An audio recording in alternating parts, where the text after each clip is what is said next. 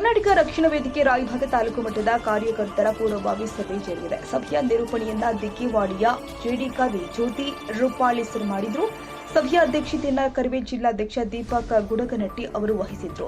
ಅವರು ಅಧ್ಯಕ್ಷತೆಯಲ್ಲಿ ರಾಯಭಾಗ ತಾಲೂಕು ಮಟ್ಟದ ಸಭೆ ಯಶಸ್ವಿಯಾಗಿದೆ. ಸಭೆಯನ್ನ ಉದ್ದೇಶಿಸಿ ಮಾತನಾಡಿದ ಜಿಲ್ಲಾಧ್ಯಕ್ಷ ದೀಪಕ್ ಗುಡಗನಟ್ಟಿ ಅವರು ರಾಯಭಾಗ ತಾಲೂಕಲ್ಲಿ ಇರುವ ಕರವೇ ಗ್ರಾಮ ಘಟಕವನ್ನ ಪುನಶ್ಚೇತನಗೊಳಿಸಿ ತಾಲೂಕಲ್ಲಿ ಕರ್ನಾಟಕ ರಕ್ಷಣಾ ವೇದಿಕೆಯನ್ನ ಗಟ್ಟಿಗೊಳಿಸಬೇಕು.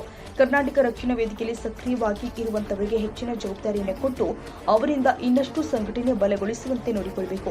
ಕರ್ನಾಟಕ ರಕ್ಷಣಾ ವೇದಿಕೆಯಲ್ಲಿ ಯಾರು ಕೂಡ ಸಕ್ರಿಯವಾಗಿ ಇರುವುದಿಲ್ಲ. ಅವರನ್ನ ಮುಲಾಜಿಲ್ಲದೆ ಸಂಘಟನೆಯಿಂದ ತೆಗೆದುಹಾಕಿ ಬೇರೆಯವರಿಗೆ ಸಂಘಟನೆಯ ಜವಾಬ್ದಾರಿ ಕೊಡಬೇಕು.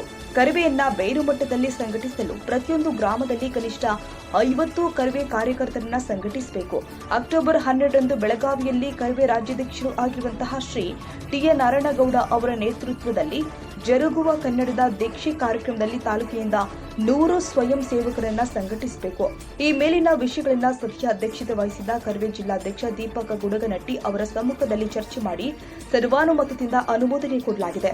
ಸಭೆಯಲ್ಲಿ ಉಪಸ್ಥಿತ ತಾಲೂಕು ಘಟಕದ ಅಧ್ಯಕ್ಷರು ಅಶೋಕ ಅಂಗಡಿ, ಹುಳೆಪ್ಪ ಸುಳದಾಳ, ಕರವೇ ಜಿಲ್ಲಾ ಸಂಚಾಲಕರು ಬೆಳಗಾವಿ ಸಾದಿಕ ಹಲ್ಯಾಳ, ಕರವೇ ಜಿಲ್ಲಾ ಮಾಧ್ಯಮ ವಕ್ತಾರರು ರಾಜುಗಡ್ಡೆ, ನಾರಾಯಣ ಮೇತ್ರಿ, ರಾಜು ಕುಲಗುಡೆ, ರಮೇಶ್ ಜಾಧವ್, ಮಹೇಶ್ ಕೊರವಿ, ಮಹಂತೇಶ ಹಳಿಂಗಳಿ, ಕಿರಣ ನಾವಿ, ಯುವರಾಜ್ ಕೋಲಕರ್ ಮುಂತಾದ ಗ್ರಾಮ ಘಟಕದ ಅಧ್ಯಕ್ಷರು, ಪದಾಧಿಕಾರಿಗಳು ಹಾಗೂ ಪಟ್ಟಣದ ಕಾರ್ಯಕರ್ತರು ಉಪಸ್ಥಿತರಿದ್ದರು.